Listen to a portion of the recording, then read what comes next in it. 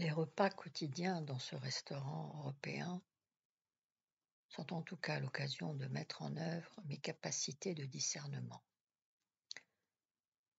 Par mes observations, j'ai acquis la conviction profonde que Rabat est un amateur du vin. Je suis si sûr de ma conclusion que j'accepterais de ne pas boire de café pendant 1 an si je pouvais trouver un interlocuteur qui tiendrait le pari. Au début, je n'ai guère prêté l'oreille à quelques faits insolites que j'avais attribués hâtivement à des maladresses. Mais leur répétition m'incita à plus de clairvoyance, et je finis peu à peu par me forger la conviction étonnante et pour le moins farfelue du penchant de Rabat pour l'alcool. Ma conviction se renforça encore lorsque je me remémorai les histoires qui circulaient sur son compte lorsqu'il sortait en ville avec M. Marcel. Je redoublai donc de vigilance en essayant de ne pas me laisser emporter par la facilité. Les premières fois que nous venions au restaurant, le serveur apportait systématiquement et sans qu'on le lui demande 2 verres d'un alcool qui n'était pas du vin. J'en profite pour souligner à quel point les Français ne ratent aucune occasion de remettre ça. Ils se livrent à la débauche avant le repas et même après en ingurgitant un alcool encore plus fort que le vin. Selon eux, le premier verre ouvre l'appétit. Quant au dernier verre, il n'achève pas l'ivrogne, mais contribue à digérer le repas. Je ne serais pas surpris si j'apprenais un jour que les Français donnent de l'alcool à leurs enfants pour les aider à grandir.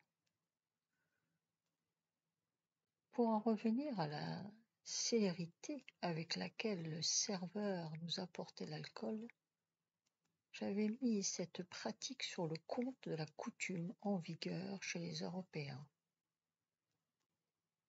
Plus significatif encore, le patron venait régulièrement à notre table déjeuner en notre compagnie. À en juger par l'intimité de leur conversation, il ne faisait aucun doute que Rabat et lui étaient liés d'une grande amitié. Comment expliquer autrement, en effet, que Rabat ne paye jamais l'addition? Nous mangeons gratuitement autant que nous le désirons. Et c'est lors de ces repas avec le patron que le doute m'est venu. Le patron nous servait du vin sans hésiter, tenant la bouteille de manière à mettre l'étiquette bien en vue. Il se lançait à propos de ce prétendu divin breuvage dans des commentaires savants. Il était question notamment de son origine ensoleillée, de sa saveur magique, de sa couleur chatoyante, de son année prodigieuse, de sa rareté qui justifiait largement son prix, et que sais-je encore. Évidemment, Rabat déclinait les nombreuses invitations, tout en rappelant son appartenance à la religion du prophète. Il se déclarait chaque fois offusqué. Avoir la tête du patron, il fallait être aveugle pour ne pas remarquer que ses paroles étaient destinées à mon intention. Il y avait trop de complicité entre les deux hommes pour que le patron ignore à ce point-là cette tradition musulmane. Les après-midi, nous nous séparons pour nous retrouver à Bab el-Oued à l'heure du dîner. Je m'emploie à profiter pleinement de ce séjour inespéré dans la capitale pour me familiariser avec la ville. Je la parcours dans tous les sens et je ne me prive pas de passer à plusieurs reprises au même endroit. Au bout de quelques jours, je commence à bien m'orienter et à connaître un peu mieux la ville. De tous les lieux visités, mes préférences vont à la Casbah. C'est l'unique quartier qui contient tout à la fois. La Casbah provoque en moi une félicité incomparable. C'est une ville dans la ville, un rêve dans un rêve. L'endroit me plaît au point que j'ai fini d'ailleurs par bouder le reste de la ville. J'ai établi mon quartier général dans un bar situé au sous-sol d'un local de commerce de tapis. J'ai choisi ce bar car je n'en connais pas d'autres qui servent le narguilé à leurs clients. Très vite, je m'y suis fait quelques amis avec lesquels je passe mes après-midi. Certains ne sortent jamais de la Casbah de peur d'être arrêtés par la police.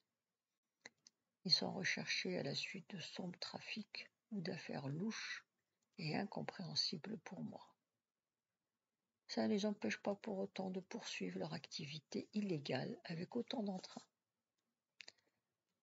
Après quelques après-midi dans ce bar, je choisis de m'éloigner des gens les plus turbulents et de m'en tenir à la compagnie d'un petit groupe d'hommes de mon âge qui me semble davantage convenir à mon tempérament.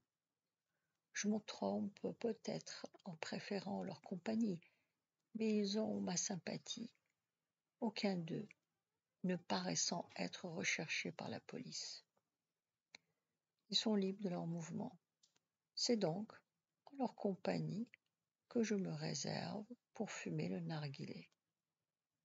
Quand nous sommes en mal d'inspiration, nous faisons la tournée des bars. Si cela m'est utile pour mieux comprendre la Casbah, je n'éprouve pas de plaisir à fréquenter ces établissements. Certains sont franchement sordides et repoussants. D'autres, par manque de place, sont situés dans des endroits inimaginables. Il faut presque escalader des murs, voire même traverser des maisons pour y accéder. Pour une fois, notre virée est différente.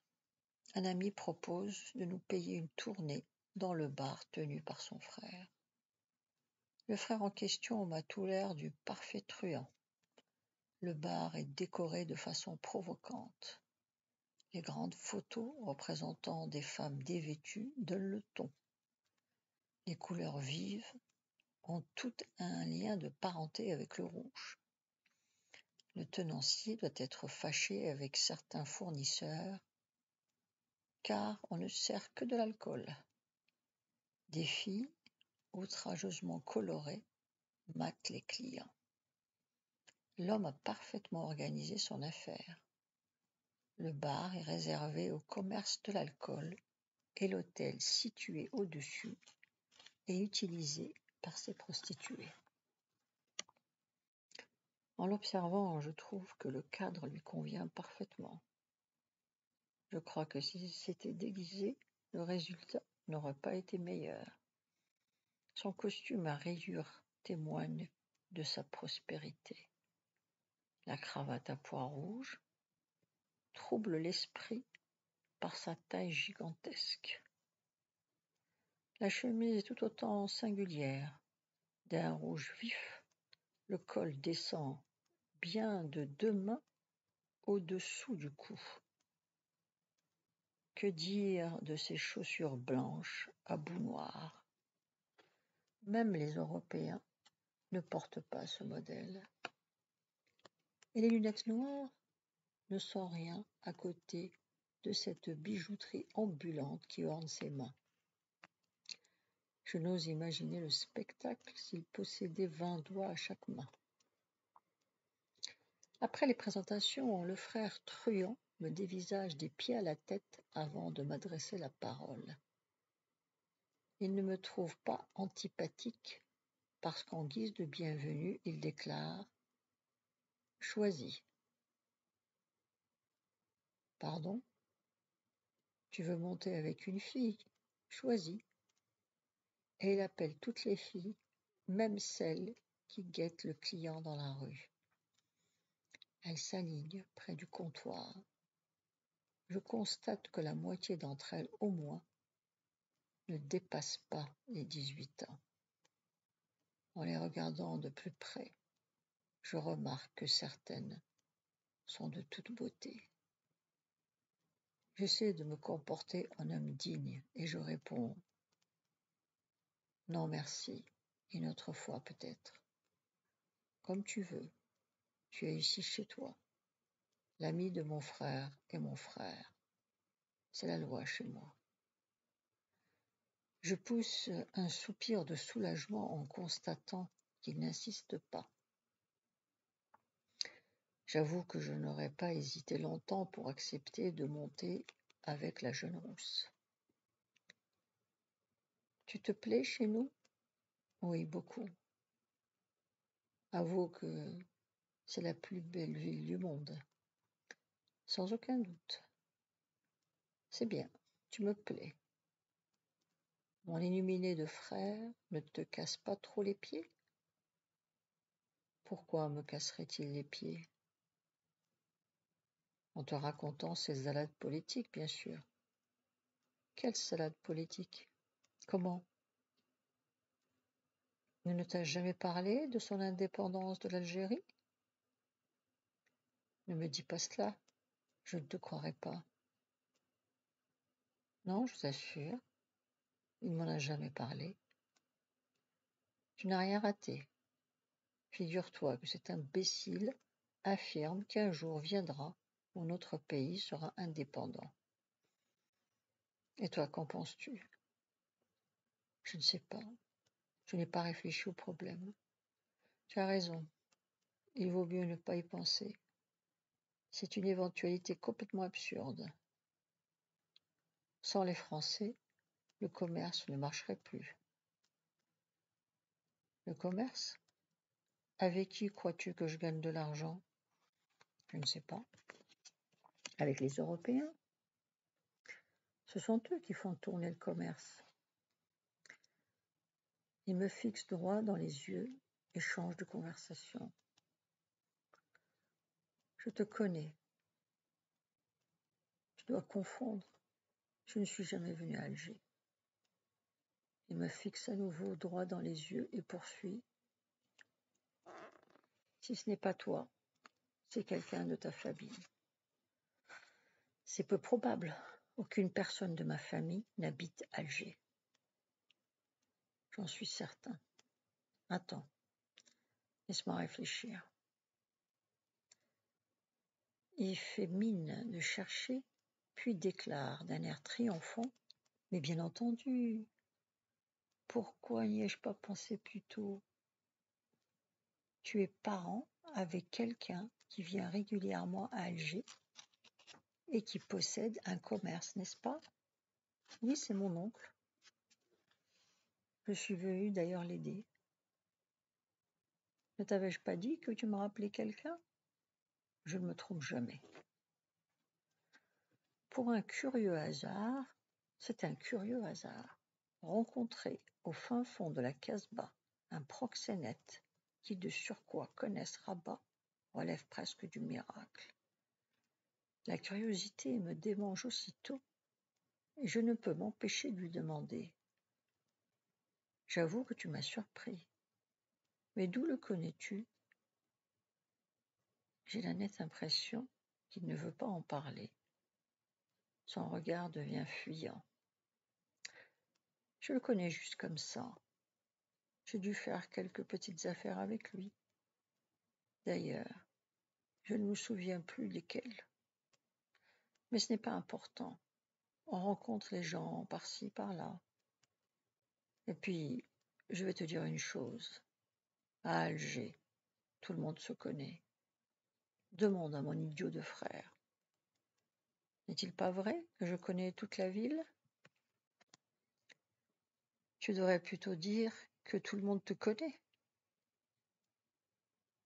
Alors satisfait? Et je vais te dire encore une chose. Si quelqu'un vient de l'extérieur pour s'installer à Alger, je le sais tout de suite. Même si cette personne ne me connaît pas, moi je la connais, et je sais tout d'elle dans les 2 jours. Ah, si mon idiot de frère se lançait dans les affaires! On connaîtrait tous les habitants de l'Algérie, grands et petits. Quand je pense que je lui propose des affaires en or et qu'il refuse, je deviens fou. La suite demain, à la même heure. Vous pouvez vous abonner.